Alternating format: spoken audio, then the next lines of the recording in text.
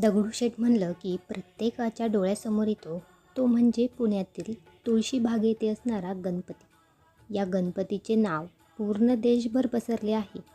तर आज आपण पाहणार आहोत की पुण्यातील प्रसिद्ध गणपतीचे नाव दगडूशेठ हलवाई गणपती कसे पडले, त्याची पौराणिक कथा काय आहे हे आपण आज पाहणार आहोत. श्रीमंत दगडूशेठ हलवाई गणपतीला नवसाला पावणारा गणपती म्हणून प्रसिद्ध आहे. पुण्यासोबत जगभरात हा बाप्पा प्रसिद्ध आहे. या बाप्पाच्या दर्शनासाठी जगभरातून भाविक येत असतात. संपूर्ण जगात आपली कीर्ती पोहोचवणाऱ्या गणपतीच्या स्थापनेची एक वेगळी कथा आहे. यासोबत सामाजिक बांधिलकी जपणारे मंडळ म्हणूनही हे प्रसिद्ध आहे.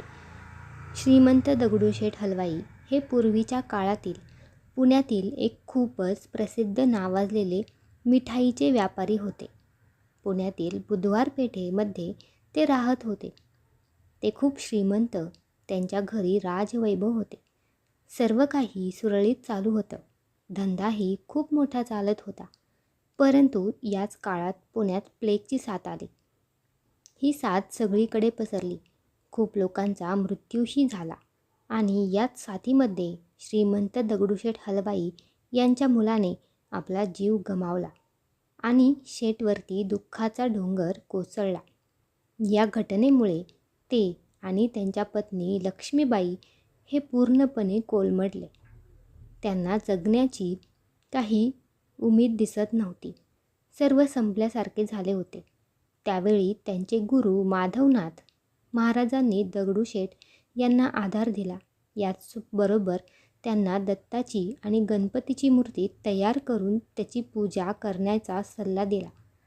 हे दोघे भविष्यात अपत्य जसे आपल्या आईवडिलांचे नाव उज्ज्वल करते, त्याचप्रमाणे हे दैवत तुमचे नाव देखील उज्ज्वल करतील असे सांगितले. आपल्या गुरूंचा सल्ला ऐकून दगडूशेठ यांनी दत्ताची एक संगमरवरी मूर्ती तयार केली. तसेच गणपतीची मातीची मूर्ती तयार करून घेतली. या गणपतीच्या मूर्तीची प्राणप्रतिष्ठा लोकमान्य टिळकांच्या हस्ते करण्यात आली. यावेळी परिसरातील श्रीमंत दगडूशेठ हलवाई, बाबूराव गोडसे, भाऊसाहेब रंगारी, श्री मोरप्पा शेठ घाडवे उर्फ काका हलवाई अशा अनेकांची हजेरी होती. दगडूशेठ हलवाई यांनी ताबडतोब कुशल कलाकार स्वर्गीय श्री बालाजी पाटोळे यांना भगवान गणेशाची सुंदर आणि विस्तृत मूर्ती तयार करण्यासाठी नियुक्त केले. मौल्यवान दगड, सोने आणि इतर साहित्य वापरून मूर्ती काळजीपूर्वक तयार केली गेली होती. परिणामी भगवान गणेशाचे आश्चर्यकारक प्रतिनिधित्व होते. दगडूशेठ हलवाई गणपतीची मूर्ती तिच्या किचकट कारागिरीसाठी आणि भक्तांनी केलेल्या समृद्ध प्रसादासाठी ओळखली जाते. गणरायाची पहिली मूर्ती शुक्रवार पेठेतील 11 मारुती मंदिरामध्ये आजही आहे. 1894 लोकमान्य टिळकांनी सार्वजनिक गणेशोत्सवाला सुरुवात केली होती आणि यानंतर मोठ्या उत्साहात दरवर्षी गणेशोत्सव साजरा होऊ लागला. दरम्यान 1896 श्रीमंत दगडूशेठ हलवाई गणपतीचे दुसरी मूर्ती तयार करण्यात आली. या गणपतीचा मोठा उत्सव होऊ लागला. दगडूशेठ हलवाई यांनी सुरू केलेले गणेशोत्सवाची परंपरा येथील नागरिकांनी आणि कार्यकर्त्यांनी कायम ठेवली. यानंतर सुवर्णयुग तरुण मंडळाने नंतर दगडूशेठचा गणपतीची जबाबदारी घेतली. 1896 तयार करण्यात आलेली मूर्ती जीर्ण झाली होती. यानंतर परत नवीन मूर्ती तयार करण्यासाठी ही मूर्ती अत्यंत शुभ आहे आणि आजही याच मूर्तीची पूजा केली जाते. दगडूशेठ हलवाई गणपती मंडळ सामाजिक बांधिलकी जपणारे मंडळ आहे. श्रद्धेपोटी समाजाने दिलेल्या पैशातून सामाजिक कार्य केले जाते. तसेच कोणत्याही संकटात हे मंडळ नेहमीच समाजाला मदत करत आले आहे. यासोबतच या ट्रस्टतर्फे गणपती उत्सवाच्या काळात सुंदर विद्युत रोषणाई केली जाते. भाविकांनी अर्पण केलेल्या सोन्यातून दगडूशेठ हलवाई गणपतीसाठी विविध दागिने तयार केले गेले आहेत. विशेषतः परोपकारी आणि सामर्थ्यवान असल्याचे मानले जाते आणि लोक आशीर्वाद घेण्यासाठी आशीर्वाद घेण्यासाठी मंदिरात येतात. विशेषतः गणेश चतुर्थी दरम्यान भगवान गणेशाच्या जन्माचा उत्सव साजरा केला जातो. भगवान गणेशाच्या संबंधात अनेकांना सांत्वन आणि भावनिक आधार मिळतो. ते दगडूशेठ गणपतीवरील त्यांची श्रद्धा आणि भक्तीमुळे उद्भवलेल्या जीवनातील आव्हानांना तोंड देताना आंतरिक शांती, धैर्य आणि लवचिकतेच्या भावनेबद्दल बोलतात. काही भक्तांचा असा दावा आहे की त्यांना दृष्टांत किंवा गूढ अनुभव आले आहेत.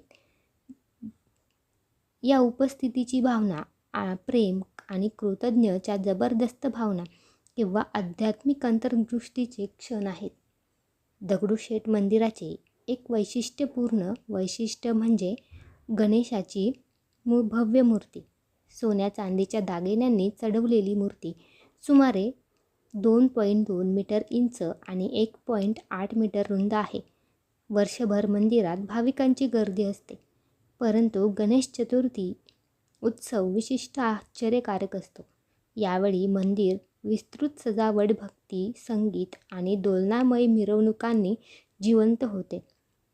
या शुभ काळात भक्त प्रार्थना करतात आणि आशीर्वाद मागतात, कारण गणपतीची मूर्ती फुलांनी आणि दागिन्यांनी सजलेली असते. मंदिराच्या डिझाईनमध्ये पारंपरिक आणि समकालीन घटकांचा मेळ आहे. मुख्य मंदिर भव्यता आणि शांततेची भावना निर्माण करते आणि सुंदर कोरीव काम आणि अलंकाराने सुशोभित केलेले आहे. मंदिराच्या आतील भाग डोलनामय भिंत चित्रे आणि भिंतचित्रांनी सजलेला आहे. यात हिंदू पौराणिक कथांमधील विविध दृश्ये दाखवली जातात.